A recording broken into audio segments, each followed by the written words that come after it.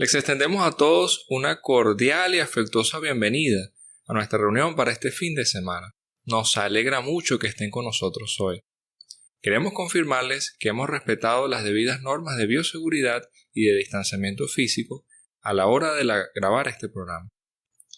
Para empezar nuestro programa con alegría, los invitamos a entonar una canción de alabanza a Jehová que lleva por tema Jehová es mi refugio. Es la canción número 8 y esta está basada en el Salmo 91.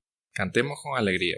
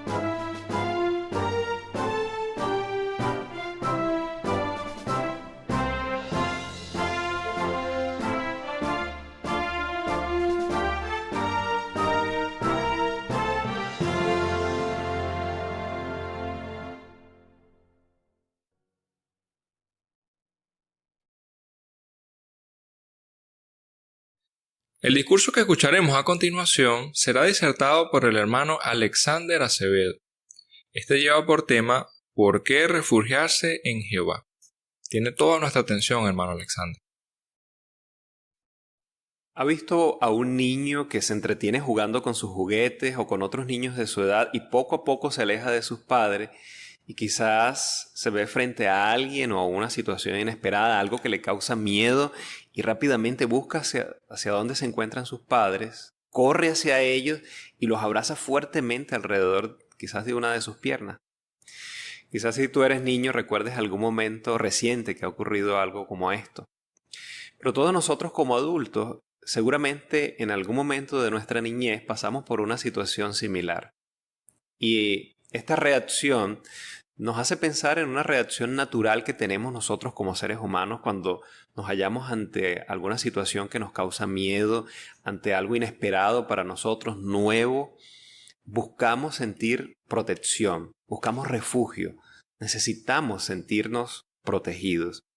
De hecho, millones de personas ahora mismo salen de sus ciudades de orígenes en busca de protección en otras ciudades. Por ejemplo, ahora mismo en Afganistán muchas personas están buscando de salir en busca de refugio en otros países. Y por todo el mundo, debido a la pobreza, el hambre, el desempleo, el odio racial, étnico, las guerras que puede existir o cualquier causa de sufrimiento, las personas buscan refugio. Pero no solamente el refugio físico, mudándose de un lugar a otro, sino que también debido al temor, a la enfermedad, a cualquier tensión familiar, angustia emocional, al delito o la sensación de desesperanza, las personas buscan refugio. Buscamos refugio, a veces se busca refugio en una persona, en una institución, en algún libro de autoayuda, y muchos se refugian en las cosas que pueden poseer, que pueden tener, cifran su confianza en esto.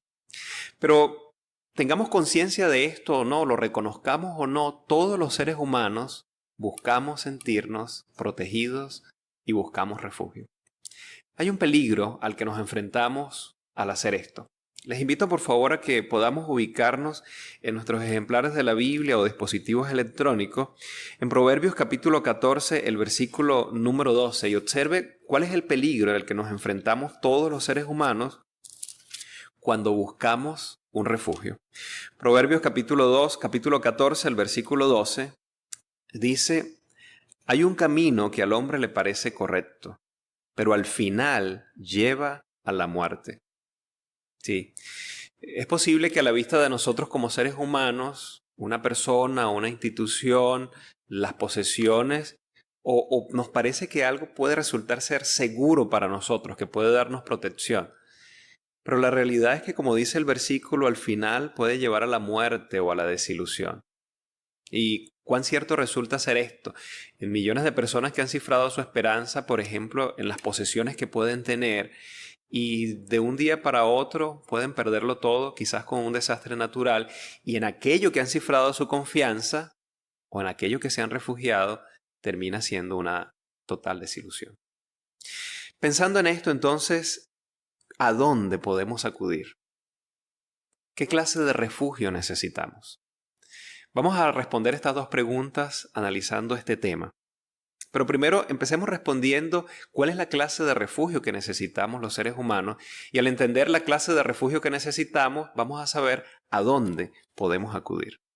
Y para responder esta pregunta, les invito a que nos ubiquemos en el libro bíblico de Eclesiastés.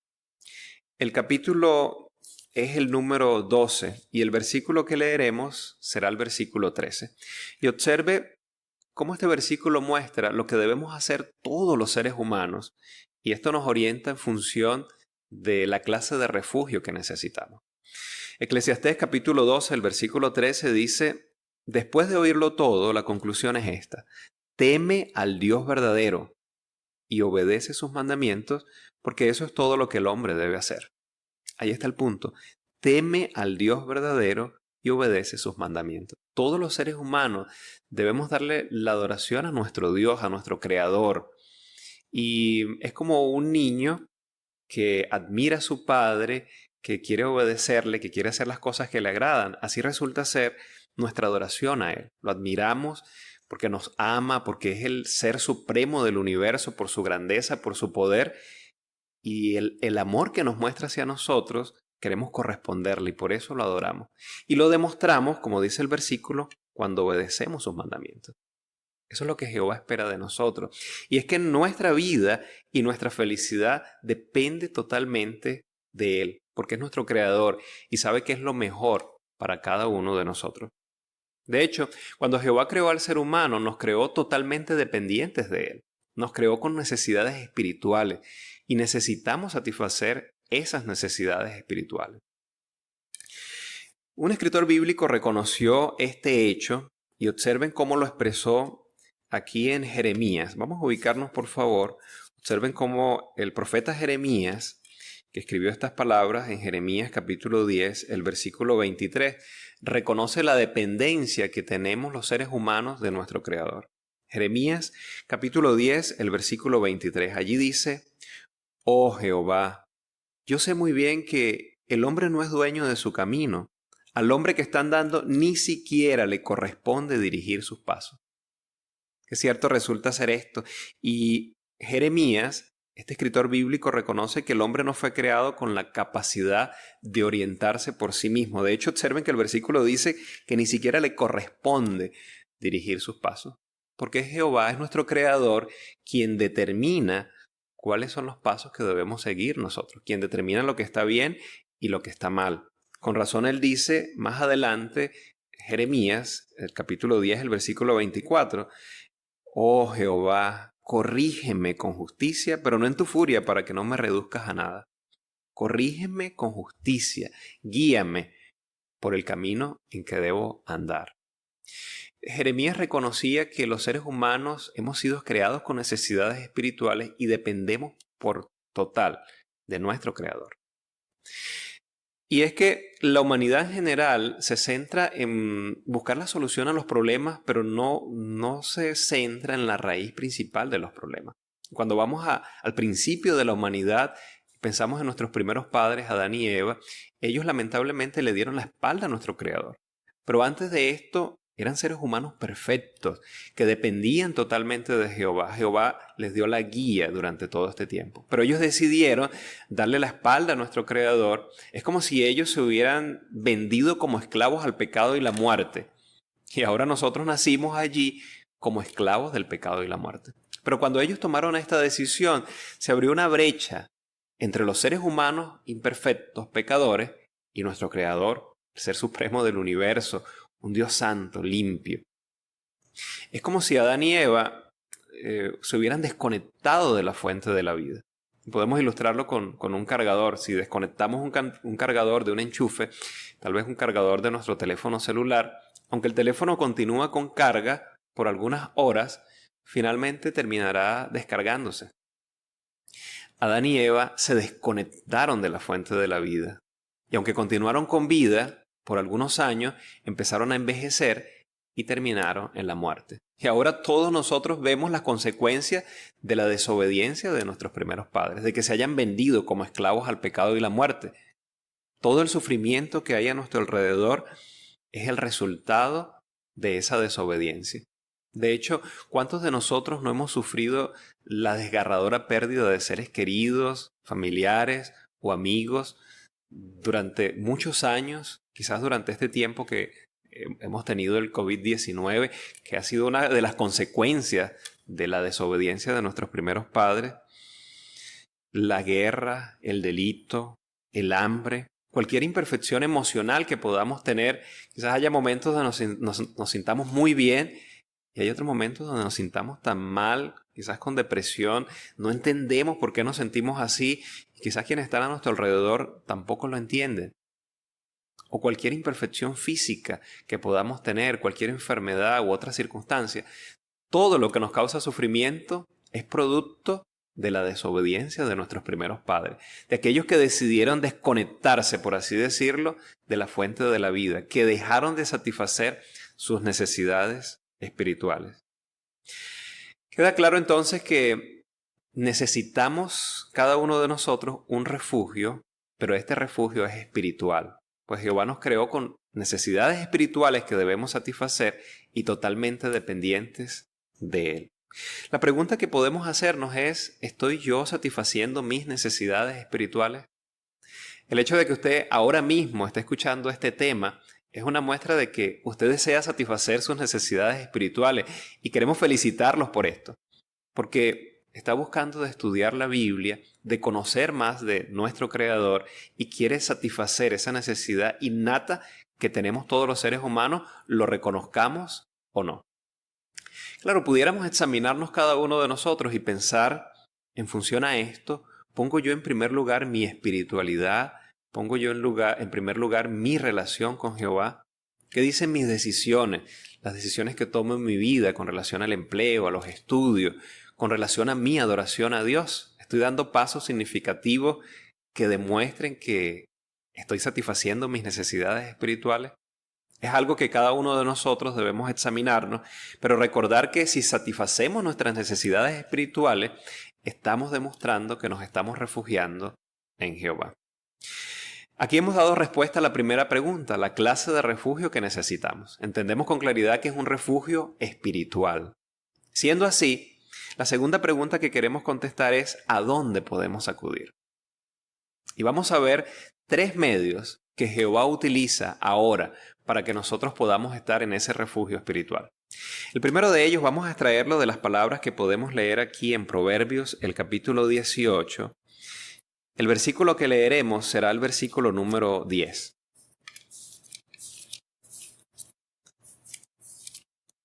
Proverbios capítulo 18, el versículo número 10. Allí dice, el nombre de Jehová es una torre fuerte. El justo corre hacia ella y recibe protección. Pudo ver en la parte inicial del versículo el primer medio que Jehová usa para que nosotros podamos tener protección o podamos estar en ese refugio espiritual. El nombre de Jehová. Y qué maravilloso es que a medida que empezamos a estudiar la Biblia, entendemos que Dios tiene un nombre y su nombre es Jehová. Pero no basta con conocer el nombre de Dios, no basta con repetir el nombre de Dios como un amuleto. No, necesitamos poco a poco, a medida que estudiamos la Biblia, ver quién es el Dios que tiene este nombre. Conocer cuáles son sus cualidades, cuáles son sus propósitos o cuál es su propósito para la humanidad. Además, conocer qué es lo que le agrada y qué no le agrada. Eso nos permite conocer bien a nuestro Dios. Y a medida que vamos conociendo al Dios que tiene ese nombre, nos vamos a ir acercando poco a poco a Él. Claro, observen que el versículo dice que el nombre de Jehová es una torre fuerte. De hecho, en la antigüedad era común que en las ciudades, alrededor de las ciudades o las murallas, hubieran torres. Y por lo general en los campos habían algunas torres que permitían a las personas que estuvieran trabajando en los campos, si se enfrentaban ante algún peligro, tal vez ante algún animal salvaje, o quizás si veían ejércitos enemigos que fueran acercándose a la ciudad, esta persona rápidamente podía correr a la torre y refugiarse allí, tener protección. Pero imagínense por un momento a alguien que vea a un animal salvaje, tal vez cerca, o a algún ejército enemigo, y sencillamente se queda allí, en el sitio. No tendría ninguna protección. Esta persona tendría que hacer un esfuerzo, por eso dice el versículo en la parte final, el justo corre hacia ella. Necesita hacer un esfuerzo para llegar a la torre y de esta manera poder tener protección. Es lo mismo que ocurre con nosotros. Es necesario que hagamos un esfuerzo constante para leer la palabra de Dios, para conocer el nombre de Jehová, para conocer la persona que lleva ese nombre. Y de seguro, a medida que lo vayamos conociendo, no solamente por los relatos que vayamos leyendo, los pasajes bíblicos, sino por haber constatado nosotros mismos el cumplimiento de sus promesas en nuestra vida, podremos disfrutar de la seguridad que brinda comprender bien lo que representa ese nombre. Ahora bien, imagínense por un momento a un israelita o a una persona que estuviera en los campos, que corriera hacia una torre, llega a la torre y la bordea, pero no encuentra una puerta para entrar en la torre. Qué triste, ¿verdad? Veamos un segundo medio que Jehová utiliza para nosotros estar en este refugio espiritual. Y es como esa puerta que nos permite entrar a esta torre. Lo extraemos de las palabras que podemos leer en la primera carta de Juan. Vamos a ubicarnos por favor allí. En la primera carta de Juan, el capítulo es el número 2. Y les invito a que podamos leer los versículos 1 y 2. Primera carta de Juan, capítulo 2, versículos 1 y 2 dice: Hijitos míos, les escribo estas cosas para que no cometan un pecado. Pero si alguno comete un pecado, tenemos un ayudante que está junto al Padre, Jesucristo, uno que es justo. Y aquí está el punto que queremos destacar. Él es un sacrificio de reconciliación por nuestros pecados, pero no solo por los nuestros, sino también por los de todo el mundo. ¿Pudo ver aquí cuál es el segundo medio que Jehová utiliza para que nosotros podamos estar en este refugio espiritual? Allí está en la parte inicial del versículo 2. Él, Jesucristo, es un sacrificio de reconciliación por nuestros pecados. El sacrificio que Jesucristo hizo a favor de toda la humanidad. De hecho, el sacrificio de Jesús fue como un pago. ¿Recuerdan que habíamos dicho que Adán y Eva se habían vendido como esclavos al pecado y la muerte? Y nosotros no tuvimos elección, nacimos como esclavos del pecado y la muerte. Lo que Jesús hizo fue pagar nuestra liberación para poder liberarnos del pecado y la muerte. Pero depende ahora de cada uno de nosotros que demostremos fe en el sacrificio de Jesús, que aceptemos el pago que Él ha dado para nuestra liberación del pecado y la muerte. Además, antes decíamos que Adán y Eva se desconectaron, por así decirlo, a la fuente de la vida, al darle la espalda a Dios y desobedecerle deliberadamente. El sacrificio de Jesús hace posible que se cierre esa brecha que se abrió en un principio entre nuestro Creador y los seres humanos. Y podemos ilustrarlo con una central eléctrica. Una central eléctrica, la fuente de energía, quizás esté muy lejos de nuestras casas, o si pudiéramos ir a alguna central eléctrica, no podemos conectar nuestros equipos a esa central eléctrica, porque la potencia, la energía resulta ser tal que no es posible. Se han hecho medios como transformadores y otros sistemas que permiten que finalmente llegue a nuestra casa una corriente, una energía adecuada para poder usar los equipos, como un cargador que podemos conectar en los enchufes en nuestras casas. De igual manera, el sacrificio de Jesús, que ha sido extensivo a toda la humanidad, hace posible que todos nosotros podamos estar conectados a la fuente principal de energía y de nuestra vida, nuestro Creador. Noten hasta qué grado es posible que nosotros podamos tener esa conexión o esta relación con nuestro Creador. Les invito por favor a que abramos nuestras Biblias en el Salmo y nos ubiquemos allí en el Salmo 62:8. Vamos a buscarlo por favor. Salmo 62:8. Y observen lo que ha hecho posible el sacrificio de Jesús. Allí dice: confía en Él todo el tiempo, oh pueblo. Derramen su corazón delante de Él. Dios es un refugio para nosotros. Gracias al sacrificio de Jesús es posible que nosotros, como dice el versículo, podamos derramar nuestro corazón hacia Jehová. Podamos expresarle nuestros sentimientos, nuestros sufrimientos, nuestra gratitud, nuestra adoración directamente a nuestro Creador mediante la oración. Y Él, personalmente, estará escuchando las oraciones de cada uno de nosotros. No ha delegado esto a otros ángeles, ni siquiera a su propio Hijo. Él mismo escucha nuestras oraciones. Gracias al sacrificio de Jesús, esto ha sido posible. Así que, sea cual sea la situación en la que nos encontremos, cualquier situación, dolencia física, tensión emocional, podemos derramar nuestro corazón hacia Jehová. Tenemos ansiedad, algún ataque de pánico u otra circunstancia. Expresémosle cómo nos sentimos a Él, que Él nos va a escuchar y Él resulta ser un refugio, como dice allí, seguro para nosotros. Y no estamos hablando de que sencillamente vamos a desahogarnos o vamos a tener un tipo de terapia porque nos desahogamos y expresamos cómo nos sentimos. No es sencillamente un efecto emocional en nosotros. No, realmente Él nos escucha. Observen un ejemplo que ilustra muy bien que Él escucha nuestras oraciones. Lo hallamos en el libro de Jonás. Vamos a ubicarnos por favor allí en Jonás, el capítulo número 2. Jonás había recibido una comisión de parte de Jehová de ir a Nínive, pero Jonás va en dirección contraria y va en el mar, hay una gran tormenta, él se da cuenta que la tormenta es a causa de lo que él ha hecho, así que pide a los marineros que lo lancen al mar, y cuando lo lanzan, un gran pez se lo traga, un inmenso pez, pues se lo tragó y allí está Jonás vivo dentro de este pez. Tiempo después, note cómo Jonás escribe, según el capítulo 2 de Jonás, el versículo 2, cómo se sintió él. Pero por otro lado, cómo Jehová lo escuchó. Allí dice: angustiado llamé a Jehová, y noten, Él me respondió. Desde las profundidades de la tumba grité por ayuda. Tú oíste mi voz. ¿Se ha sentido usted alguna vez así como Jonás? Angustiado, quizás en una situación donde no ve salida, piense que no puede más ante esa situación. Bueno, en medio de estas circunstancias, tal como Jonás, podemos tener la seguridad de que Jehová nos va a escuchar. Claro, quizás no tengamos respuesta en el momento que queramos o de la forma como nosotros esperemos que tengamos respuesta a esa oración a Jehová.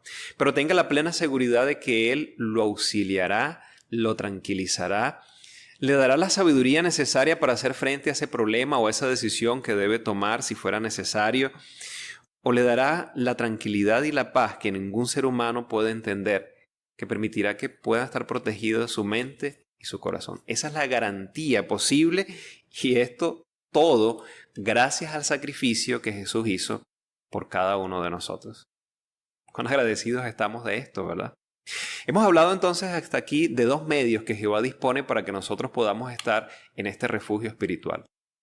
El nombre de Jehová y el sacrificio de su Hijo Jesucristo en el que debemos demostrar nuestra fe. En tercer lugar, hablemos de algo que es visible para nosotros, y es la parte terrestre de la organización de Jehová. ¿A qué nos referimos? Bueno, si usted mismo ahora pudiera entrar a jw.org, puede encontrar allí artículos de la revista La Atalaya, Despertad, artículos también con una diversidad de temas con relación al matrimonio, a la familia, consejos para los jóvenes o ayuda para los jóvenes, para los niños, otros temas que nos permiten entender o ver cuál es el punto correcto respecto a lo que es la felicidad y cómo llegar a tener una paz interior. Gracias a estos artículos o temas basados totalmente en la Biblia, podemos entender que aunque los consejeros ahora pudieran darnos alguna ayuda, los consejeros humanos, entendemos en su total cabalidad que nuestro Dios, nuestro refugio principal, nuestro principal ayudante, es Jehová Dios ante cualquier situación en la que nos encontremos. La guía apropiada que podamos tener. Este es un medio que Jehová usa. Otro medio que Jehová usa son hombres maduros que nos pueden ayudar con su palabra, la Biblia, que nos pueden enseñar, que como dice la Biblia resultan ser fuente de consuelo y amparo, especialmente en momentos difíciles, los tiempos que vivimos. En tercer lugar, reuniones como esta. Cuando escuchamos discursos bíblicos como este y cuando tenemos la oportunidad de estudiar la Biblia junto con otras personas, de esta manera también podemos satisfacer nuestras necesidades espirituales y estar en este refugio espiritual. De hecho, si usted no se ha reunido con los testigos de Jehová, lo invitamos a que pueda contactar a cualquier testigo de Jehová que con gusto le explicará de qué manera podemos o puede usted conectarse a nuestras reuniones. Muchos de ustedes han expresado el agradecimiento por discursos como estos y los diferentes temas bíblicos que se analizan en nuestras reuniones. Una cuarta ayuda son las canciones, la letra y la música de nuestras canciones. Y también vaya que en cualquier circunstancia, aun cuando nos hallemos quizás en momentos de depresión o algún problema, en cualquier situación, la letra y la música nos animan y nos calman. Y en quinto lugar, algo que cada uno de nosotros quizás hemos hecho desde el momento que empezamos a estudiar la Biblia, desde que conocemos que el nombre de Dios es Jehová, desde que conocemos cuáles son sus propósitos para la humanidad, el que la tierra sea convertida en un paraíso, el que podamos ver a nuestros seres queridos que han muerto en el futuro. Y también temas como el que hemos visto hoy, que el refugio que tenemos o necesitamos un refugio espiritual. Cuando conocemos estas verdades queremos compartirla con nuestros familiares, nuestros amigos, con nuestros compañeros de trabajo, con otras personas. Y cuando lo hacemos, estas verdades llegan a ser más ciertas en nosotros, protegen nuestra mente y nuestro corazón y resguardamos o anhelamos esa esperanza para el futuro, algo que nos causa mucha alegría. Así que Jehová ha dispuesto para nosotros diferentes medios que hace posible que nosotros podamos estar en ese refugio espiritual. ¿Qué hay de cada uno de nosotros ahora? Pero seguramente todos queremos expresarnos como lo hizo el salmista. ¿Qué dijo el salmista? Vamos a ubicarnos por favor aquí en el Salmo 57:1. Salmo 57:1 dice: concédeme tu favor, oh Dios, concédeme tu favor, porque me refugio en ti, me refugio a la sombra de tus alas hasta que pasen las dificultades. Seguramente, y debe ser nuestra resolución, refugiarnos en Jehová, estar en la sombra de sus alas. Y Jehová está haciendo la invitación a todas las personas de la tierra a que puedan estar en este refugio espiritual, un refugio infalible, que a diferencia de los refugios actuales, el refugio que nos da Jehová es un refugio seguro, el único que nos promete o nos conduce directamente a la vida eterna. ¿Recuerdan al niño del que hablamos al principio? ¿Ha visto usted a un niño que se entretiene jugando con sus juguetes o quizás con otros niños de su edad y de repente se halla en una situación de miedo, de pánico y busca dónde se encuentran sus padres, corre hacia ellos y los abraza alrededor de su pierna y cuando ve hacia arriba se da cuenta que no son sus padres? Que no nos ocurra esto. No perdamos de vista el verdadero refugio en el que debemos estar, nuestro refugio espiritual, la fuente principal de nuestra vida. Recuerde que ahora mismo existen muchos refugios, pero cualquier protección que estos refugios puedan darnos será una protección temporal. Pero el refugio que Jehová nos da nos protegerá ahora, físicamente si fuera necesario, emocional y espiritualmente en cualquier situación, y nos conducirá a la vida eterna. No hay duda, no seremos decepcionados, no seremos desilusionados, porque no hay un refugio mejor. Le damos las gracias primeramente a Jehová y a usted también, hermano Acevedo, por esas valiosas e instructivas palabras que nos pudo enseñar hoy. La próxima semana también escucharemos un discurso muy interesante que llevará por tema Andemos en el camino de la integridad. Los invitamos desde ya para que puedan acompañarnos la próxima semana. Ahora tendremos el estudio de la Atalaya. Bienvenidos a nuestro estudio de la Atalaya. Vamos a disfrutar con la consideración del artículo Recién casados, centren su vida en servir a Jehová. Pero antes de la consideración vamos a cantar la canción Lo que Dios ha unido.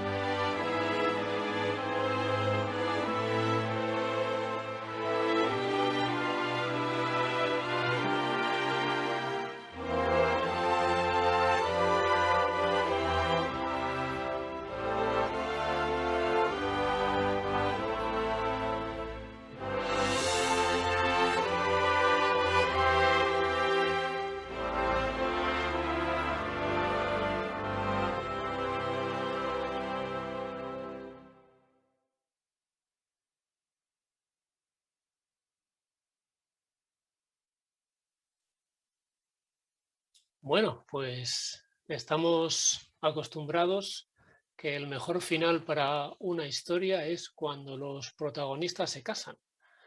Muchas de estas historias suelen terminar con una frase como fueron felices y algo parecido. Pero el matrimonio no es una garantía para la felicidad. Veremos que la clave es la que se menciona en el texto base para este artículo. Jehová es mi fuerza. En él confía mi corazón. Estamos citando del Salmo 28:7. Y vamos a ver ejemplos de hombres y mujeres fieles que se mencionan en la Biblia y las lecciones que nos han dejado para la vida y el matrimonio. No solo para los recién casados, para todos los matrimonios. Ejemplos como Jeosafat, Isaías y su esposa, Priscila y Áquila o el apóstol Pedro y su esposa. Bueno, pues podemos empezar la consideración leyendo los dos primeros párrafos. El lector para hoy es el hermano Iborra. Por favor, Tomás.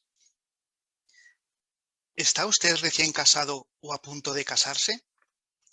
Si es así, de seguro que desea vivir una vida feliz con la persona que tanto ama. Claro, en el matrimonio habrá dificultades y al principio de este hay que tomar decisiones importantes. La forma en que ustedes manejen todo eso afectará su felicidad durante muchos años. Si confían en Jehová, tomarán buenas decisiones, su matrimonio será más fuerte y serán más felices. Pero si no siguen los consejos de Jehová, probablemente tendrán dificultades que afectarán su matrimonio y no serán felices. Aunque este artículo se dirige a los recién casados, analizará situaciones que podrían afrontar todos los matrimonios.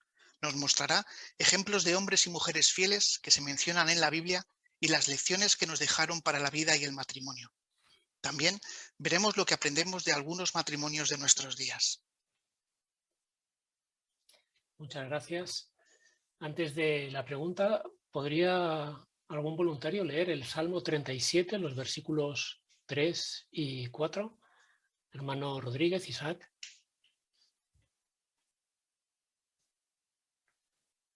Confía en Jehová y haz el bien. Vive en la tierra y actúa con fidelidad. Haz de Jehová tu mayor deleite, y él te concederá los deseos de tu corazón. Muchas gracias. Parte A. ¿Por qué deberían los recién casados confiar en Jehová? Hermano Luis, Josué. Pues simplemente pues, para ser felices. En el párrafo vemos como 4 veces expresiones parecidas a ella, y en el texto que acabamos de leer dice que daría el deseo de tu corazón, y ese es el deseo de todo matrimonio, ser feliz con su pareja. Muchas gracias. Hermano Fiol. Y además, los nuevos matrimonios, precisamente en esos momentos, tienen que tomar probablemente de las decisiones más importantes de su vida. Y las decisiones que tomen van a tener un efecto a lo largo de los años. Así, ¿qué mejor consejero puede tener nadie que escuchar los principios y los consejos que tiene que darnos Jehová, el Padre de la familia universal? Efectivamente. La parte B dice, ¿qué veremos en este artículo? Hermano Bollero. Analizaremos situaciones que podrían afrontar todos los matrimonios y veremos ejemplos, tanto bíblicos como actuales, de hombres y mujeres fieles que nos dejaron lecciones para la vida y el matrimonio. Muchas gracias. Hermano Gallegos. Y también veremos cómo podemos aprender también de algunos matrimonios de nuestros días. Efectivamente. Muy bien, pues vamos a empezar a ver qué dificultades pudieran enfrentar estos matrimonios jóvenes, estos recién casados. Leemos los párrafos 3 y 4, por favor. En algunos lugares puede que la gente les diga a los recién casados que deben llevar una vida normal. Por ejemplo, quizás los padres u otros familiares los presionen para que empiecen a tener hijos tan pronto como sea posible. O con buena intención, tal vez algunos amigos y familiares les digan a los recién casados que deben comprarse una casa y llenarla de cosas bonitas. Si el matrimonio no tiene cuidado, puede que llegue a tomar decisiones que los lleven a adquirir deudas enormes. Y para pagarlas, puede que los dos tengan que trabajar muchas horas. Entonces tendrán menos tiempo para su estudio personal de la Biblia, la adoración en familia y el ministerio. Quizá hasta se pierdan reuniones para hacer horas extras y ganar más dinero o para conservar sus empleos. Todo eso los llevaría a desaprovechar preciosas oportunidades de hacer más en el servicio a Jehová. Muchísimas gracias. Párrafos 3 y 4. ¿Qué dificultades pudieran enfrentar los recién casados? Hermano Tolosa. Pues podría ser que recibieran consejos del estilo de llevar una vida normal, que se les presione para que empiecen a tener hijos lo antes posible, o que compren muchas cositas para adecentar su casa. Exactamente. Hermano Romero. Sí, y al final todas nuestras decisiones tienen consecuencias, ¿no? Por ejemplo, si compramos una propiedad, al final lo que hacemos es adquirir una deuda y al final esa deuda hay que pagarla. Entonces, a lo mejor descuidamos nuestra rutina simplemente porque tenemos que hacer horas extras, etc. Qué triste. Hermano Páramo. Así es que, si bien el tener hijos o el poseer una casa no es algo malo en sí mismo, lo que podría entrañar una dificultad realmente es a qué coste se hacen estas cosas, ¿no? Como bien explica el párrafo, por ejemplo, todas aquellas cosas que nos quitaran tiempo del estudio personal, la adoración en familia o el ministerio, pudieran convertirse en verdaderos problemas para matrimonios recién casados. Desde luego. Hermano Armas. E incluso con lo que se está comentando en el párrafo, que las decisiones que uno tome afectarán, ¿no?, a nuestra rutina espiritual, al final del párrafo también habla de otro aliciente, ¿no?, que si nuestras decisiones no son sabias, dice que desaprovecharemos preciosas oportunidades de hacer más en el servicio a Jehová. Muy bien. Quizás deseáis incluir algún comentario de la fotografía que se adjunta a estos dos párrafos. Hermano Fiol. Y lo que aquí pueden aprender los jóvenes, los matrimonios jóvenes, es pues evitarse problemas como el que vemos en la imagen, ¿no? El tener que hacer frente al pago de facturas que llegarán todos los meses, pues va a depender también el monto que tengamos que pagar de cuánto nos hayamos complicado la vida adquiriendo cosas, o por ejemplo una hipoteca o un crédito en el banco, pues hay que pagarlo. Así que hay que pensarlo muy bien a fin de librarnos o disponer de más tiempo, como se indicaba muy bien en el párrafo, pues para poder servir más plenamente a Jehová. Efectivamente. Hermano Bermejo. Y en la imagen también se puede percibir cierto estrés, ¿no?, o preocupación quizás en este matrimonio, ¿no?, por estas inquietudes materiales o de la economía.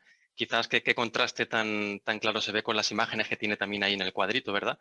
Pues abrazados, contentos, felices. Quizá pues este ambiente se podría evitar si a lo mejor las decisiones pues hubieran sido otras, ¿no? Por eso es un factor a tener en cuenta importante.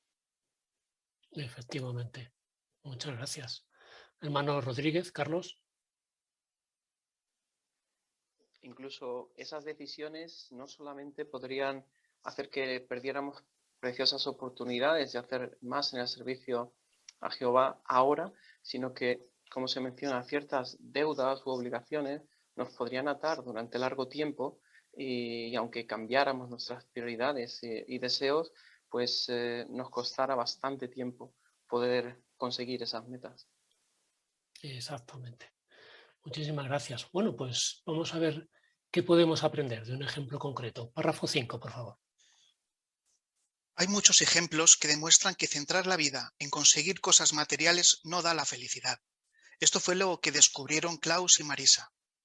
Cuando se casaron, los dos trabajaban a tiempo completo para poder llevar una vida cómoda, pero en el fondo no eran felices. Klaus confiesa: en sentido material teníamos más de lo que necesitábamos, pero en sentido espiritual no teníamos ni una sola meta. Para ser sincero, la vida era complicada y estresante. Quizás usted también se ha dado cuenta de que centrarse en conseguir cosas materiales no lo ha hecho feliz, pero no se desanime. El buen ejemplo de otros puede ayudarlo. Primero, veamos lo que los esposos pueden aprender del rey Jehoshafat. Muchas gracias. ¿Qué aprende usted del ejemplo de Klaus y Marisa? Hermano Cañadas. Sí, que si nuestra vida gira en torno a las cosas materiales, pues no vamos a ser personas felices, ¿no? Y así lo explica la experiencia de Klaus y Marisa. Dice que ellos recién casados trabajaban los dos a tiempo completo para poder llevar una vida cómoda. Y Klaus confiesa, en sentido material teníamos todo lo que necesitábamos, pero en sentido espiritual, dice, no teníamos ni una sola meta. Lamentablemente. Hermano López. Además es interesante porque además de no ser felices, también sigue comentando el hermano Klaus que tenían una vida complicada y estresante, y todo por estar vacía de metas espirituales. Exactamente. Hermano Palacios. A mí me parece interesante que menciona que el problema no es que faltaran a las reuniones o que no tuvieran la adoración en familia, que no pudieran predicar. No, el problema era que no tenían metas. Entonces, cómo su visión espiritual se había visto afectada y de aquí a unos años no se veían haciendo más o predicando, sino se veían quizá pagando una letra o comprando más cosas, ¿no? Por eso el cuidado que hay que tener con estar muy ocupado en conseguir cosas materiales. Muchas gracias. ¿Pudierais resumir algunas de las dificultades que pueden enfrentar los recién casados que hemos visto en este subtítulo?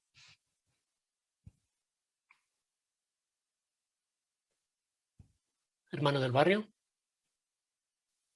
Pues la presión, en muchos casos, por parte de amigos y familiares, personas queridas por tener hijos pronto, tener una vida cómoda, una casa con muchas posesiones, puede presionar a los matrimonios para tomar malas decisiones. Muchísimas gracias. Bueno, pues ahora vamos a ver en el siguiente cómo el rey Jehoshafat fue un ejemplo para los esposos en confianza en Jehová. Y leemos el párrafo 6, perdón. Esposos, ¿se sienten a veces abrumados por las responsabilidades que tienen? En tal caso, el ejemplo de Jehoshafat puede ayudarlos.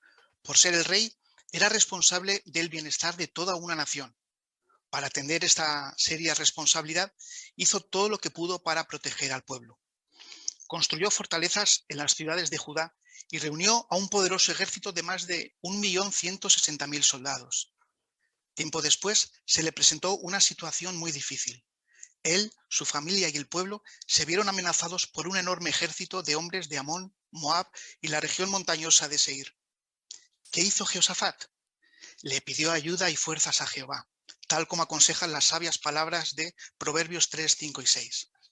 Su humilde oración, que se encuentra en 2 de Crónicas 20, 5 al 12, revela cuánto confiaba en su amoroso Padre Celestial. ¿Cómo le respondió Jehová? Antes de la pregunta, ¿podríais leer alguno Proverbios 3, 5 y 6? Hermano Lisaso. Confía en Jehová con todo tu corazón y no te apoyes en tu propio entendimiento. Tómalo en cuenta en todos tus caminos y él hará rectas tus sendas. Muchas gracias. Pues de acuerdo con el consejo de Proverbios 3, 5 y 6, ¿cómo afrontó el rey Jehoshafat una situación muy difícil?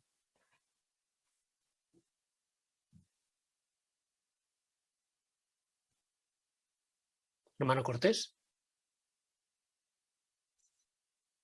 Pues a pesar de que él había acumulado un poderoso ejército de más de 1 millón de soldados, pues él no confió en esas posibilidades en sí mismo, sino que acudió, como hemos leído en Proverbios 3, 5 y 6, acudió a Jehová, confió en él y le pidió ayuda ante esta amenaza que se cernía sobre la nación de los ejércitos de Amón, Moab y la región montañosa de Seir. Muchas gracias. Hermano Oviedo. Y además es muy interesante la oración que Jehoshafat hace, que está en 2 de Crónicas, capítulo 20. En el versículo 12, él menciona que nosotros no podemos con esta multitud, pero nuestros ojos están hacia ti. Es decir, Jehoshafat sabía que para tener éxito dependía de la ayuda de Jehová. Y esto es lo mismo que necesitamos nosotros. Qué frase más bonita. Muchas gracias. Hermano Bermejo. Y muchas veces se nos dice, ¿no?, en las publicaciones lo importante, lo bueno de orar no solamente por nuestros hermanos, sino con nuestros hermanos, ¿no? Esto me encanta y realmente es lo que hizo Jehoshafat, ¿no? En 2 de Crónicas 25, donde se menciona esta oración, ahí dice que se puso de pie en medio de la congregación de Judá y de Jerusalén. Es decir, que reunió a todos los hombres, mujeres, niños que estarían preocupados, ¿no?, por ese ataque, por esa amenaza que había. Así que bueno, ¿no?, que Jehoshafat seguramente que también oró para sus adentros, para él, pero qué bueno que también los juntara a todos y hicieran una oración juntos. Esto es algo que también los recién casados pueden tener en cuenta. Muy bien, pues antes de pasar al siguiente párrafo, hermano Gallegos, ¿un comentario? Sí, este rey era consciente de su responsabilidad, tenía que cuidar de toda una nación y él hizo, el párrafo dice, todo lo que pudo para proteger al pueblo de todo lo que tenía que venir, ¿no? Y en el 2 de Crónicas 20, en el 6, menciona su confianza en Jehová. Ahí dice, en tus manos hay fuerza y poder y nadie puede contra ti. Ahí se ve como él confiaba absolutamente en Jehová. Igual pueden hacer los matrimonios. Desde luego. Muchas gracias. Pues vemos la respuesta en el siguiente párrafo 7. Mediante un levita llamado Jahaziel, Jehová le respondió a Jehoshafat. Dijo, ocupen sus puestos, esténse quietos y vean cómo los salva Jehová. Qué estrategia tan peculiar para ir a la batalla. Pero estas instrucciones no venían de un ser humano, venían de Jehová. Confiando totalmente en su Dios, Jehoshafat obedeció. Cuando el rey y el pueblo salieron al encuentro de sus enemigos, él puso en primera línea no a sus mejores soldados, sino a hombres desarmados que iban cantando. Tal como Jehová le había prometido a Jehoshafat, derrotó al ejército enemigo. Muchas gracias.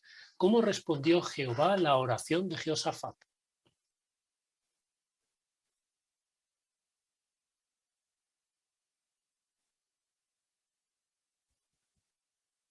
Hermano Luis. Sí, mediante un levita le dijo, ocupen sus puestos, esténse quietos y vean cómo los salva Jehová. Exactamente. Hermano Bollero. Vemos también la confianza plena que Jehoshafat puso en Jehová. Vemos que no puso a sus mejores soldados en primera línea, sino a hombres desarmados que iban cantando. Y vemos cómo Jehová cumplió su promesa. De la misma manera, si ponemos nuestra plena confianza en Jehová, podremos ver cómo Jehová derrota a nuestros enemigos y cumple su promesa.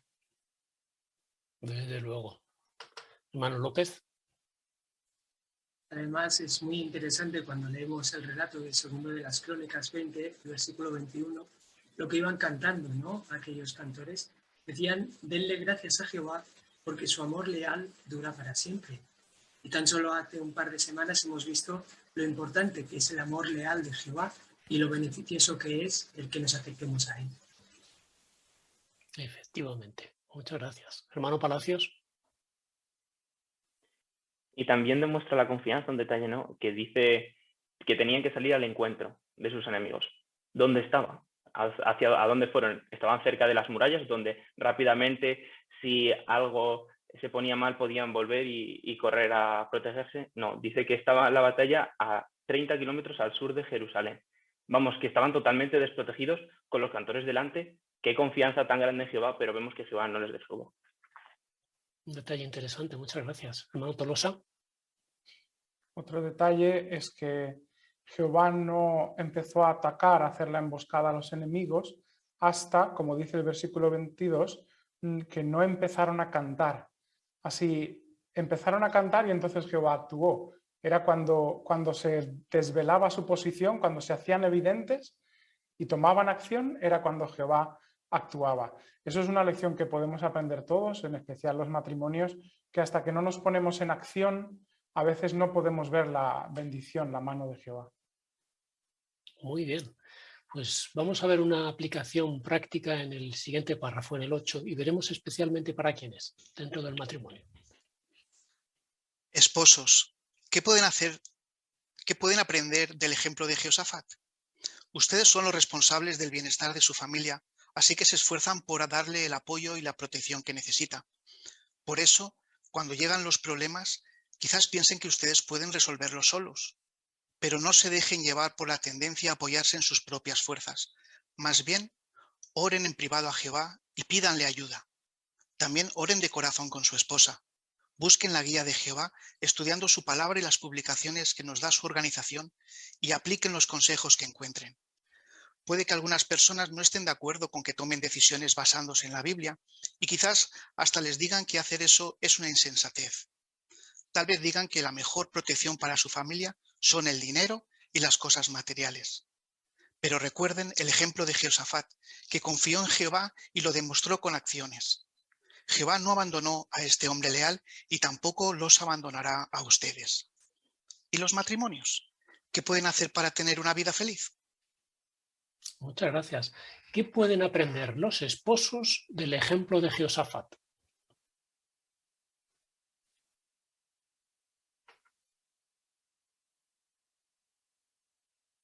Hermano Rodríguez, Isaac. Pues los recién casados, los esposos, en primer lugar hemos visto, igual que Jehoshafat, pueden orar en privado para pedirle la ayuda a Jehová, orar con el corazón, con su esposa, y también buscar la ayuda de Jehová a la hora de estudiar su palabra y las publicaciones. Efectivamente. Hermano Oviedo.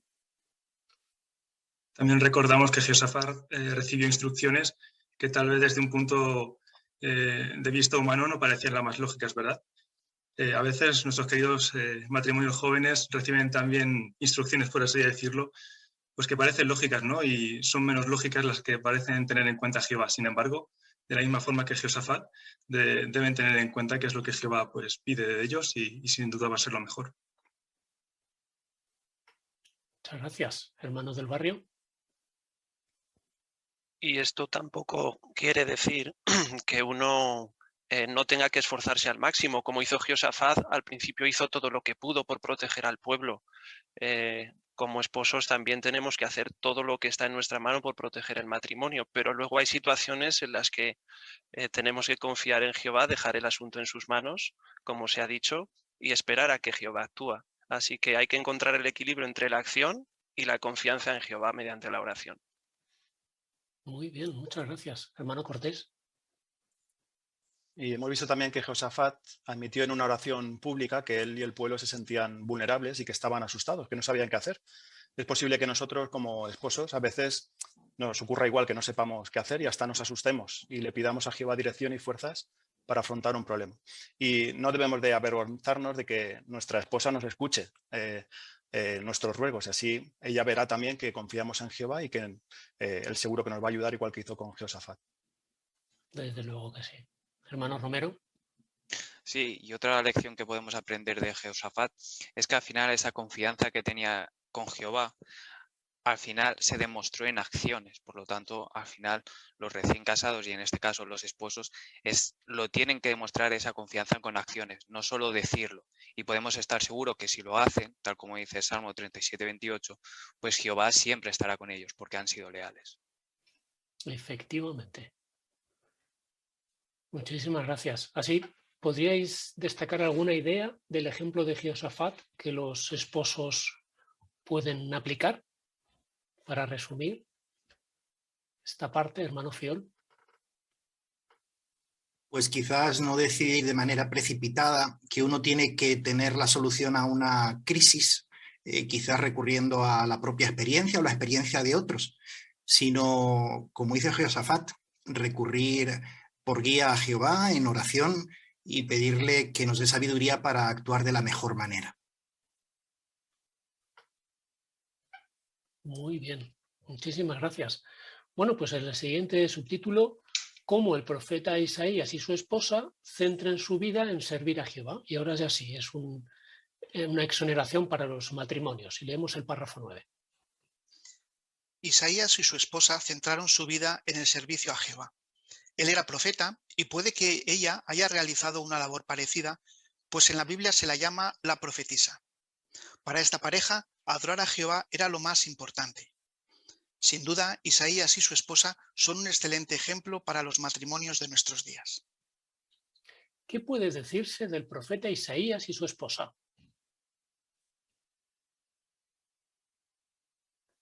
Hermano Páramo. Que ambos centraron su vida en el servicio a Jehová. Estupendo. Muchas gracias. Hermano Cortés. Y lo hicieron así en un entorno que no era el propicio para adorar a Jehová, porque en ese momento la nación de Judá se encontraba en un estado moral deplorable y en especial en los días del rey Acaz. Incluso los príncipes del pueblo se habían sublevado y el pueblo no adoraba a Jehová. Muy bien, muchas gracias. Bueno, Palacios. También es interesante que se mencione que los dos eran profetas, ¿no? La enciclopedia Perspicacia acerca de los profetas dice: puesto que estaban completamente absortos en su misión y se dedicaban a ella con celo y valor, es interesante lo que dice ahora, es posible que a los demás les pareciera extraño o hasta irracional su comportamiento. También puede que hoy en día, ¿no?, a los matrimonios les pase eso, que otros vean su comportamiento, su confianza en Jehová y les parezca extraño o hasta irracional. Muchas gracias. Efectivamente. Bueno, pues leemos el párrafo 10. Seguimos con su ejemplo. ¿Cómo pueden los matrimonios seguir el ejemplo de Isaías y su esposa? Haciendo todo lo posible en su servicio a Jehová. Para fortalecer su fe en Dios, pueden estudiar juntos las profecías de la Biblia y ver cómo éstas se cumplen siempre. Pueden meditar en cómo participar en el cumplimiento de algunas profecías de la Biblia, como por ejemplo la que dijo Jesús de que las buenas noticias se predicarían en toda la tierra antes de que viniera el fin. Cuanto más convencido esté un matrimonio de que las profecías de la Biblia se están cumpliendo, más decidido estará a hacer lo máximo posible en el servicio a Jehová. a fin de fortalecer el deseo de hacer lo máximo posible en el servicio a Jehová, ¿por qué es bueno que los matrimonios estudien las profecías bíblicas? Hermano Rodríguez. Al estudiar juntos las profecías bíblicas verán cómo se ha llevado a cabo el cumplimiento de las mismas y esto fortalecerá la fe de ambos y también verán cómo pueden incluso participar de forma personal en el cumplimiento de algunas de estas profecías. Muy bien. Hermano Cortés. Además, les va a ayudar al matrimonio a tener su sentido de urgencia muy presente, ¿no? Y van a hacer todo lo máximo posible, por ejemplo, en la tarea de hacer discípulos, lo van a ver como una tarea urgente. Exactamente. Hermano Rodríguez. Isaac. Y esto es lo que vemos en la fotografía que aparece en el párrafo 10, en relación al párrafo 10. Ahí se ve el mismo matrimonio de antes que se encontraba estresado, pues qué diferente de cómo se encuentran ahora, que están estudiando juntos una profecía, las profecías del libro de adoración pura, ¿verdad? Que les permiten fortalecer su fe, una fe, cada uno la personal, pero conjunto, para luego ponerse metas conjuntas en las que puedan participar. Muchas gracias. Excelentes consejos. Hermano Gallegos. Y el analizar estas profecías también le ayuda a tener más confianza en Jehová, fortalece su fe y podemos notar una diferencia de la imagen anterior que vimos a la que estamos viendo ahora, ¿no? Su modo de vestir, su forma son más diferentes, más sencilla, se ve que disfrutan más del servicio a Jehová y como están viendo ahí, como se sugiere, pues están estudiando el libro de Ezequiel, así que están analizando profecías muy profundas. ¿Por qué creéis que se han destacado estos 3 capítulos en la nota? No sé si habéis podido investigar alguna de esas ideas. Mano Bermejo.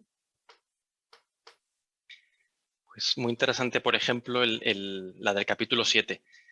Muy práctica y muy similar también a lo que estamos viendo en el estudio de Atalaya, ¿no? Ahí se menciona una profecía, por ejemplo, la ciudad de Tiro, ¿no? Que parecía muy segura, pero luego finalmente pues, fue arrasada tal como Ezequiel profetizó. Y se comparaba a lo material, ¿no? A la aparente seguridad de lo material. También hablaba de las presiones de naciones emparentadas como Amón, Moab y Edom, y lo relacionaba como también a veces la familia pues, puede ejercer presión en nosotros para convencernos de hacer excepciones y renunciar a nuestros principios bíblicos, ¿no? Por eso el que, como recién casados, estudien estas profecías y estos relatos de la Biblia les pueden ayudar en este proyecto de vida que inician juntos, pues a tomar buenas decisiones. Muy bien, buen ejemplo. Hermano Tolosa. También es bueno que los matrimonios mediten en el capítulo 19 del libro de Adoración Pura, porque ahí se habla del río de bendiciones que uno puede recibir cuando pone en primer lugar el reino, ¿no? Y eso es lo que puede ocurrir en los matrimonios, ¿no? Exactamente. Muy bien, muchas gracias. Así, muy rápidamente, ¿pensáis que Isaías y su esposa son un buen ejemplo para los matrimonios jóvenes? ¿Qué detalle hemos destacado?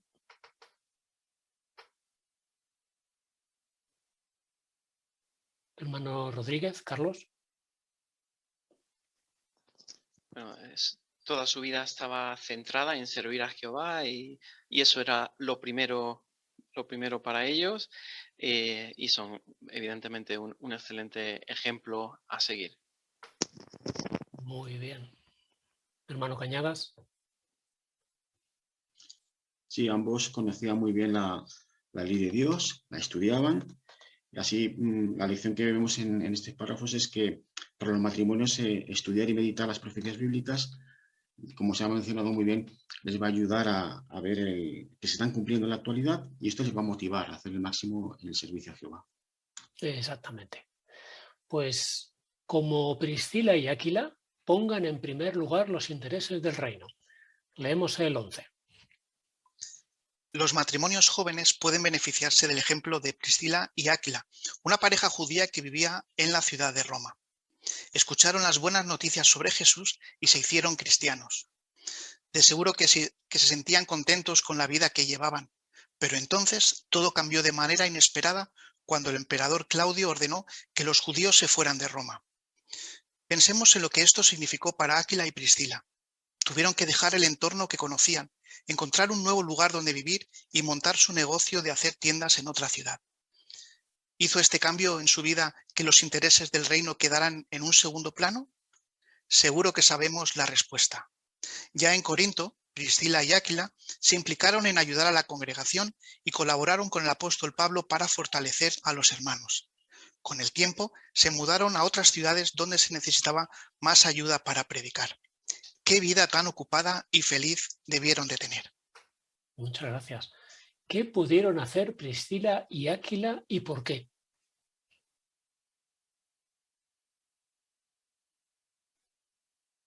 Hermano Palacios. Pese a los cambios en su vida, pudieron mantenerse centrados en servir a Jehová. Estupendo. Muchas gracias. Hermano Fiol. Y no pensemos que un cambio de ese tipo debió ser demasiado fácil. Pensemos que ellos vivían en Roma. Roma era la capital del imperio en el primer siglo. No podía haber una ciudad con más comodidades que aquella ciudad de Roma. Sin embargo, aunque fueron obligados por el emperador a abandonar la ciudad, no trataron de recobrar su estilo de vida anterior, buscando una vida fácil, sino ahora se hicieron verdaderos apoyadores del apóstol Pablo para fortalecer congregaciones. Sin duda un cambio muy, muy grande. Ya lo creo. Hermano López. Tal y como nos muestra el relato, aunque estaban muy activos en la ciudad de Corinto, no dudaron en acompañar al apóstol Pablo e ir a apoyar a la ciudad de Éfeso. Eso implicaba un viaje de más de 300 kilómetros por mar, con los riesgos que eso conllevaba en aquella época, pero ellos estuvieron dispuestos a apoyar al apóstol Pablo y además también apoyar a la congregación que se formó en aquella ciudad de Éfeso. Muchas gracias. Hermano Rodríguez, Isaac. Y vemos esa actitud en Romanos capítulo 16, versículos 3 al 5. Ahí vemos cómo tiene una actitud, un espíritu servicial, puesto que dice que ofrecían su casa para que la congregación tuviera un lugar donde reunirse. Así que a pesar de que eran cambios donde tenían que mudarse de un sitio a otro, se mudaban también a lugares donde pudieran ser de utilidad, donde pudieran dar gran ayuda. Exactamente. Hermano Bermejo. Y antes de esos cambios grandes también, ¿no? Del ejemplo de Priscila y Áquila, también podemos ver que a veces una pequeña meta o un pequeño primer paso puede ser bueno para luego pasos más grandes, porque al principio ellos simplemente fueron hospitalarios con el apóstol Pablo, pero claro, eso haría que trabajaran juntos, ¿no? Haciendo tiendas de campaña, que tuvieran conversaciones profundas, conversaciones espirituales. El testimonio cabal dice que la presencia de Pablo tuvo un excelente efecto en los hábitos espirituales de aquella pareja, y quizá por ese pequeño primer paso luego hizo que pudieran dar otros, como se han comentado, ¿no? El colaborar en fortalecer a una nueva congregación, el viajar a Éfeso, luego a Roma, etcétera, etcétera. Muy bien, muchas gracias. Hermano Tolosa. Podemos aprender mucho de este matrimonio cristiano. Otro detalle es que siempre que se mencionan sus nombres, se mencionan los dos juntos, ¿no? Eran un verdadero equipo, ¿no? Todas sus actividades espirituales las hacían juntos, ¿no? Qué bonito es cuando los matrimonios tienen una rutina así, ¿no? ¿Bendijo Jehová su trabajo? Pues de muchas maneras, ¿no? Una de ellas es que parece ser que por lo menos 2 libros bíblicos se escribieron en su casa. Interesante, muchas gracias. Muy bien, pues vamos a ver la aplicación para los matrimonios. Párrafo 12. Los matrimonios de nuestros días pueden seguir el ejemplo de Priscila y Áquila, poniendo en primer lugar los intereses del reino. El momento más indicado para hablar de las metas en la vida es durante el noviazgo. Cuando una pareja se pone objetivos definidos en su servicio a Jehová y se esfuerza por alcanzarlos, tiene más oportunidades de ver el Espíritu Santo en acción. Veamos el caso de Russell y Elizabeth. Russell cuenta: cuando éramos novios, hablábamos concretamente de nuestras metas espirituales. Elizabeth añade: hablábamos de eso para que, cuando llegara el momento de tomar ciertas decisiones, éstas no nos impidieran alcanzar nuestras metas. Sus circunstancias les permitieron mudarse a Micronesia para servir donde se necesitaba ayuda para predicar. Muchas gracias. ¿Por qué deberían ponerse metas espirituales los matrimonios? Hermano del barrio. Porque esto nos ayudará a poner siempre los intereses del reino en primer lugar y al mismo tiempo podremos ver de una manera más real cómo el Espíritu Santo actúa en nuestro matrimonio. Muy bien. Hermano Boyero. Y vemos cómo deben de ser estas metas, ¿no? El párrafo comenta que deben ser objetivos definidos y más tarde en el ejemplo vemos cómo comentaban que eran metas concretas. Pues si tenemos metas concretas previas en el noviazgo, nos aseguraremos de que podemos cumplirlas en el matrimonio. Efectivamente. Hermano Lisaso. Y esto se destaca muy bien, como decía ahora Alejandro, en este ejemplo de Russell y Elizabeth, porque ellos se pusieron metas en ese momento inicial, en el noviazgo, y eso les permitió ir adaptándose constantemente, independientemente de las circunstancias, para lograr ese objetivo. Y finalmente, cuando llegaron a ser un matrimonio, poder alcanzar metas espirituales, en este caso servir en un sitio de necesidad. Así, circunstancias cambiantes no afectaron a su objetivo final, a su meta. Muy bien. Hermano Fiol. Y quizás nos gustaría también, si estamos casados, pues hacer algo parecido a lo que hicieron Russell y Elizabeth. Pero a lo mejor vivimos en un país y nuestra economía no nos permite viajar al extranjero. ¿Qué podríamos hacer? Pues quizás podríamos ir a servir a una congregación dentro de nuestro propio país. Y si no sabemos dónde puede ser eso, pues podemos consultar con el superintendente de circuito cuando nos visite en la congregación y consultarle dónde podríamos hacer mejor trabajo como matrimonio. Y seguro que eso Jehová lo va a bendecir. Muy bien. ¿Qué tema pensáis que no debería darnos vergüenza tratar en el noviazgo? Por ejemplo, si tenemos metas espirituales. Hermano Cortés. Pues, por ejemplo, si uno de los dos le gustaría ser padre o madre, ¿no? Entonces sería muy bueno tenerlo muy claro, porque quizás uno sí, el otro no, y ya las metas ya no serían compatibles, la del uno con la del otro. Perfecto. Un ejemplo excelente, hermano Fiol. O incluso si vamos a tener que vivir cerca o a distancia de la familia. Son cosas que podemos hablar antes y valorarlas para tomar decisiones sabias y que nos hagan felices a los dos. Exactamente. Muchísimas gracias. Pues seguimos con el párrafo 13, por favor. Como Russell y Elizabeth, muchos matrimonios han decidido llevar una vida sencilla para poder dedicar todo el tiempo posible a predicar y enseñar. Si una pareja se pone metas para servir a Jehová de todo corazón y luego se esfuerza por alcanzarlas, recibirá muchas bendiciones. Verán cómo Jehová los cuida, aumentará su confianza en él y serán felices de verdad. Muchas gracias. ¿Podríais alguno leer el Salmo 28:7, por favor? Hermano Oviedo. Jehová es mi fuerza y mi escudo. En él confía mi corazón. He recibido su ayuda y mi corazón se llena de alegría. Así que lo alabaré con mi canción. Muchas gracias. Según Salmo 28:7, ¿qué sucederá si confiamos en Jehová? Hermano Gallegos. Recibirán muchas bendiciones y, como hemos visto en el Salmo, verán cómo Jehová los cuida, aumentará su confianza en él y serán felices de verdad. Qué bonito. Hermano Cañadas. Sí, el salmista dice que nuestro corazón se llenará de alegría, es decir, seremos personas felices, ¿no? Y esto es así porque la felicidad de la que habla la Biblia, la felicidad o el gozo, es parte del Espíritu Santo de Jehová.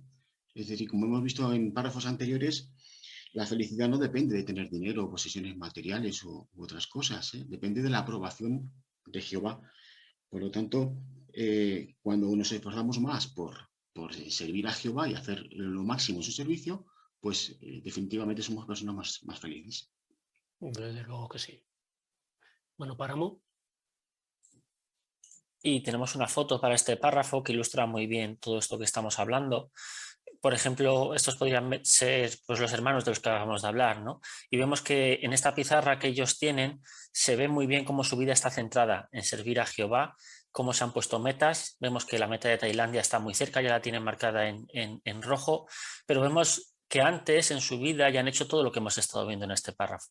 Dedican tiempo a la noche de adoración en familia los jueves, tienen un horario bien establecido de predicación, el trabajo no es lo más importante en su vida e incluso después de conseguir la meta vemos que siguen rellenando este horario y no dejan de lado estas cosas que ya hacían.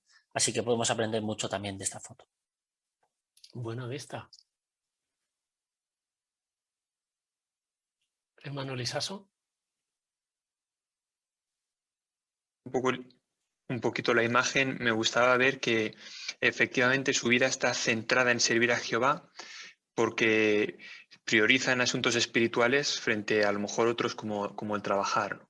Así centran su vida en pequeñas metas que les ayudarán a cumplir la meta más grande, como estudiar la Biblia, juntos salir a predicar, apoyar los arreglos para la predicación con la congregación y otras metas pequeñitas, pero que les ayudan a seguir empujando hacia lograr ese objetivo final. Muy bien. ¿Cómo pensáis que Priscila y Áquila son un excelente ejemplo para los matrimonios jóvenes y no tan jóvenes? Hermano Palacios. Porque se pusieron metas que les permitieron seguir centrados en servir a Jehová. Muy bien. Muchas gracias. Bueno, pues ahora vamos a ver el ejemplo del apóstol Pedro y su esposa. Ellos confiaron en las promesas de Jehová y leemos el párrafo 14. Otro buen ejemplo para los matrimonios es el del apóstol Pedro y su esposa. Entre 6 meses y 1 año después de conocer a Jesús, el apóstol Pedro tuvo que tomar una decisión importante. Como vivía de la pesca, cuando Jesús lo invitó a seguirlo a tiempo completo, Pedro tuvo que analizar su situación familiar. Decidió acompañar a Jesús en su labor de predicar. ¡Qué decisión tan sabia! Y tenemos buenas razones para creer que su esposa lo apoyó.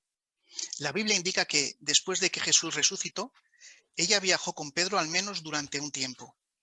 Sin duda, el buen ejemplo de ella le dio autoridad moral a Pedro para darles consejos tanto a las esposas como a los esposos. Está claro que Pedro y su esposa confiaban en la promesa de Jehová de que Él les daría lo necesario si ponían el reino en primer lugar en su vida. Muchas gracias. ¿Podríais alguno leer Mateo 6, 25 y del 31 al 34? Hermano del barrio. Por eso les digo, dejen de angustiarse por su vida, por lo que van a comer y beber, o por su cuerpo, por lo que van a ponerse. Al fin y al cabo, ¿no valen más la vida que el alimento y el cuerpo que la ropa? Así que nunca se angustien y digan, ¿qué vamos a comer? ¿O qué vamos a beber? ¿O qué vamos a ponernos?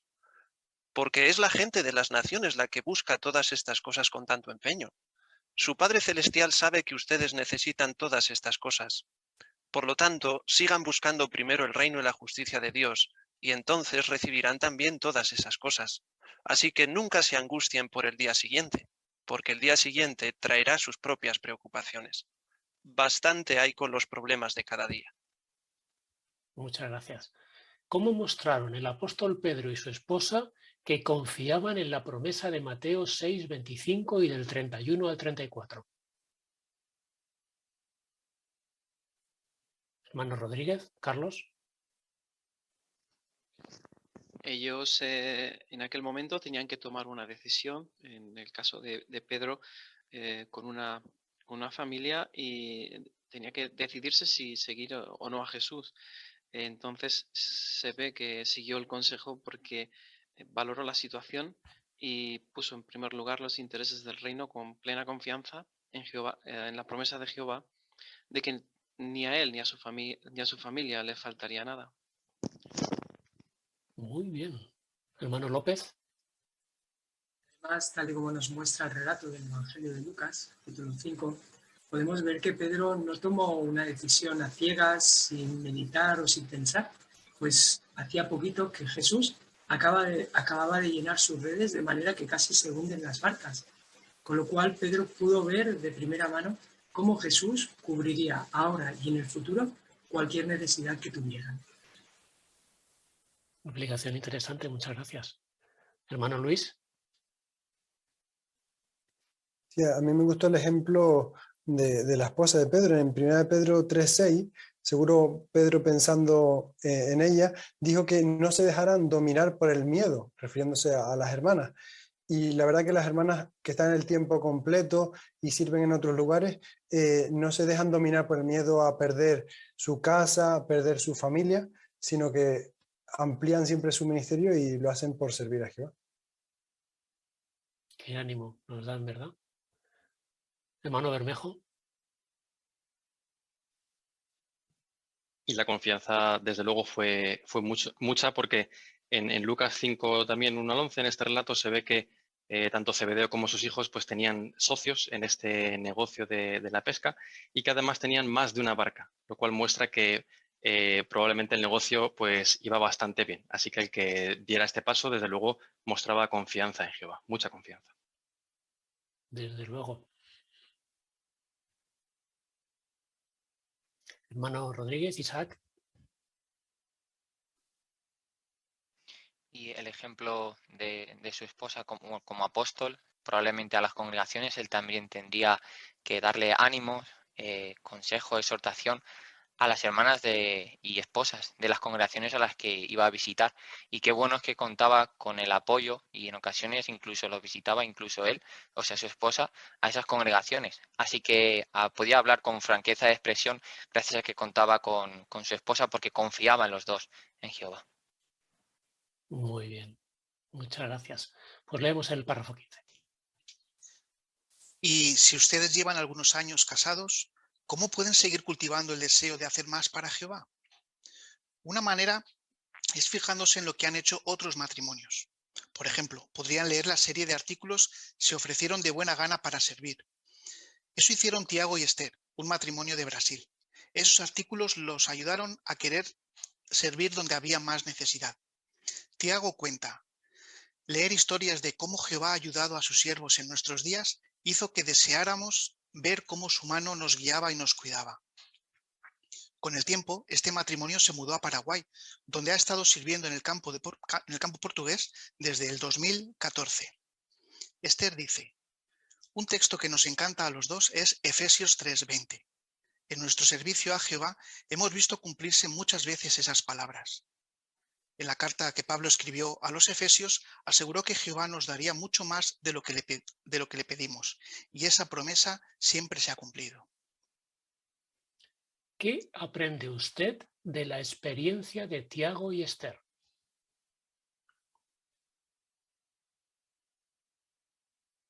Hermano Palacios. Pues que cuando uno está en las manos de Jehová es el mejor lugar donde se puede estar, ¿no? Se cumplen las palabras de Malaquías 3:10 que dice: pónganme a prueba en esto, dice Jehová de los ejércitos, y verán que les abro las compuertas de los cielos y derramo sobre ustedes bendiciones hasta que no les falte nada, ¿no? Es como si Jehová nos estuviera diciendo: vamos, da el paso, ponte en mis manos. Tengo preparado para ti bendiciones más allá de lo que te puedes imaginar. Y este ejemplo lo demuestra claramente. Muy bien, ya lo creo. Hermano Cortés. Y también el fijarnos en el ejemplo de otros matrimonios que han hecho esa clase de sacrificios puede ser muy motivador y nos puede dar ese pequeño empujoncito que nos hace falta a nosotros. Quizás no tenemos oportunidad de conocer a parejas en el tiempo completo, ya sea como misioneros o en la construcción, que nos puedan transmitir los sacrificios que ellos han hecho y cómo Jehová los ha ido ayudando a lo largo de toda su vida. Si no los conocemos, tenemos los artículos "Se ofrecieron de buena gana para servir", que podemos considerar como matrimonio, y eso seguro que va a tener un buen efecto y motivador sobre todo. Muchas gracias. Hermano Fiol. Y en el ejemplo del párrafo y también en la serie de artículos que se menciona, "Se ofrecieron de buena gana", vamos a aprender que estos hermanos que pudieron servir a mayor grado no fue porque tuvieran las circunstancias perfectas para lograrlo, sino que fueron haciendo poco a poco cambios, tomando pequeñas decisiones que al final Jehová bendijo y que les permitió llegar a servir a Jehová como lo hicieron. Efectivamente. Hermano Páramo. y el resultado, que es un denominador común en todas las experiencias que podamos leer, es muy parecido al que vemos en esta experiencia que tenemos en el párrafo. Efesios 3:20 dice que Jehová da infinitamente más de todo lo que pedimos o puede hacer que lleguemos a conseguir cosas que ni imaginamos. Y esto nos puede ayudar a nosotros también a poder dar el paso de servir más a Jehová. Qué emocionante. Muchas gracias. Muy bien, pues seguimos con el párrafo 16, por favor.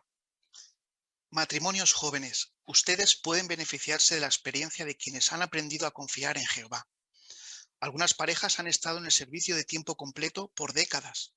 ¿Por qué no les piden consejos si necesitan ayuda para analizar sus metas? Esta es otra manera de mostrar que confían en Jehová.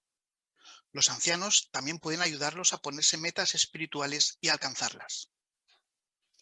¿A quiénes pueden acudir los matrimonios jóvenes que están analizando sus metas en la vida? Hermano Romero. Pues como se muestra en la imagen, una de estas ayudas pueden ser los matrimonios con experiencia, ¿no? Que siempre han puesto a Jehová en primer lugar, incluso pues que han servido en tiempo completo, si es que tenemos la oportunidad y conocemos a algunos. Y vemos en la imagen cómo están prestando atención, están felices y sobre todo están aprendiendo. Efectivamente. Hermano Rueda. Y será como menciona el Proverbios 22:17, que será como si escuchemos a Jehová cuando acudimos a estos hermanos que tienen tanta experiencia. Así es. Hermano Cañadas. Sí, ese mismo texto dice, presta atención y escucha las palabras de los sabios. Eso me recuerda a otro proverbio que dice, el 13:20, el que anda con los sabios será sabio. Así el acudir a estos hermanos de experiencia que han demostrado durante toda su vida que han sido personas sabias desde el punto de vista de Jehová, pues de seguro que nos va a hacer también sabios. Y en el caso de los matrimonios más jóvenes, pues se les va a ayudar a poder ponerse metas espirituales. Muy bien. Hermano Rodríguez, Carlos. Un factor clave es la confianza en Jehová. Quizás un matrimonio recién casado puede tener ciertas dudas. Como vemos en la imagen, es como si el matrimonio mayor les estuviera enseñando a lo largo de su vida todas estas fotografías, diferentes situaciones en las que vieron la mano de Jehová. Es como antes también comparando con las profecías y el efecto fortalecedor que tiene. Eso ayudará a la pareja recién casada a tener esa confianza y a empezar a dar esos primeros pasitos. Muy bonito, ya lo creo. Hermano Tolosa. También comentando sobre la imagen, podemos imaginarnos que este matrimonio tiene alguna meta específica, ¿no? Quizá por las otras fotografías que hemos ido viendo, parece que tienen intención de mudarse a otro país o aprender otro idioma. Pues quizá han escogido este matrimonio que les está enseñando ahora fotografías de sus asignaciones en otros países. Buscar de forma específica a alguien que nos pueda motivar a seguir tras nuestras metas. Perfecto. Muchísimas gracias. Continuamos con el párrafo 17. A veces, nuestra decisión de hacer más en el servicio a Jehová puede tener resultados diferentes a los que esperábamos. Volvamos al ejemplo de Klaus y Marisa mencionados al principio. 3 años después de casarse, dejaron su casa y se ofrecieron para colaborar con trabajos de construcción en la sucursal de Finlandia. Pero entonces se enteraron de que no podían quedarse más de 6 meses. Al principio se sintieron muy desilusionados, pero poco después los invitaron a un curso de árabe y ahora sirven felices en el campo árabe en otro país. Al mirar atrás, Marisa dice, te da mucho miedo salirte de tu zona de confort y apoyarte totalmente en Jehová, pero he comprobado que Él siempre nos ha ayudado de formas inesperadas. Después de vivir esto, mi confianza en Jehová se ha hecho más fuerte. Como vemos, podemos estar seguros de que Jehová siempre nos bendecirá por confiar en Él con todo el corazón. Muchas gracias. ¿Qué les pasó a Klaus y Marisa y qué aprendemos de su ejemplo? Hermano Fiol. Pues que finalmente se pusieron a disposición de la sucursal de Finlandia para la construcción y fue así durante 6 meses, pero finalmente parecía que las grandes decisiones que habían tomado no iban a servir para mucho. Pero no fue así, se abrió una puerta nueva de actividad que fue aprender un nuevo idioma para servir en otro territorio tan diferente. Y eso nos enseña que Jehová nos puede sorprender si nos ponemos en su mano. Efectivamente. Hermano López. El ejemplo de este matrimonio me enseña que, a diferencia de lo que a veces recomiendan, ¿no?, de buscar una estabilidad económica para que el matrimonio esté bien, lo que tenemos que hacer es buscar una estabilidad espiritual, pues esa nunca va a fallar y Jehová siempre nos va a bendecir. Muchas gracias. Hermano Cortés. Y puede que en nuestro caso sea parecido, ¿no? Nos hemos dado cuenta de que no somos completamente felices en nuestro matrimonio porque nos hemos centrado en conseguir cosas materiales. Pero no debemos desanimarnos y podemos cambiar ahora ya el rumbo de nuestra vida y salir de esa zona de confort y comenzar a trabajar para ponernos y conseguir esas metas espirituales. Claro que sí. Muchas gracias. Pues leemos el párrafo 18, por favor. El matrimonio es un regalo de Jehová y Él desea que los casados lo disfruten. Matrimonios jóvenes, ¿por qué no analizan lo que están haciendo con su vida? ¿Están haciendo todo lo posible por demostrarle a Jehová que agradecen los regalos que les ha dado? Hablen con Jehová, busquen en su palabra principios que apliquen a sus circunstancias y sigan los consejos que Él les da. Pueden estar seguros de que si centran su vida en servir a Jehová, tendrán un matrimonio verdaderamente feliz. Muchísimas gracias, hermano Iborra, por la excelente lectura. ¿Qué pueden hacer los matrimonios para seguir confiando en Jehová? Hermano Palacios. Quizá preguntarse lo que menciona el párrafo, analizar qué están haciendo con su vida y si están haciendo todo lo posible por agradecerle a Jehová los regalos que les da. Efectivamente. Hermano del barrio. Y debemos demostrar humildad para exponerle a Jehová el asunto en oración, dedicar tiempo el que sea necesario a buscar los principios que apliquen y luego ya es el momento de seguir los consejos que encontremos. Muy bien, pues muchísimas gracias por vuestros comentarios. Podemos repasar estas ideas con el cuadro que encontramos al final. ¿Qué aprendió usted de estos siervos del pasado sobre la confianza en Jehová? Por ejemplo, el profeta Isaías y su esposa.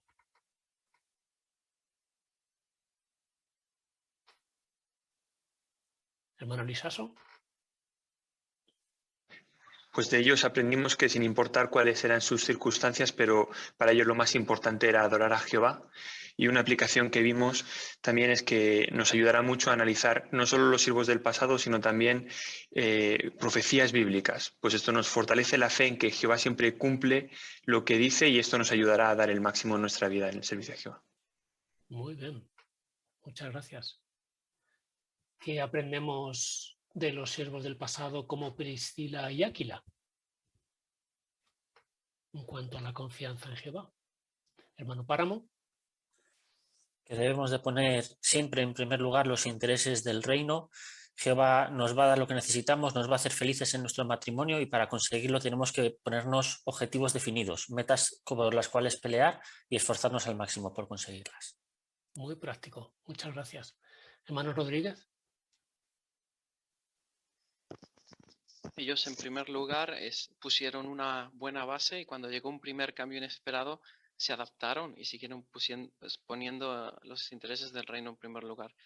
Pero ante los sucesivos cambios que tuvieron en su vida, fueron muchos y durante mucho tiempo se mantuvieron también haciendo lo mismo. Muy bien. ¿Y qué habéis aprendido, por ejemplo, del apóstol Pedro y su esposa sobre la confianza en Jehová? Hermano Palacios.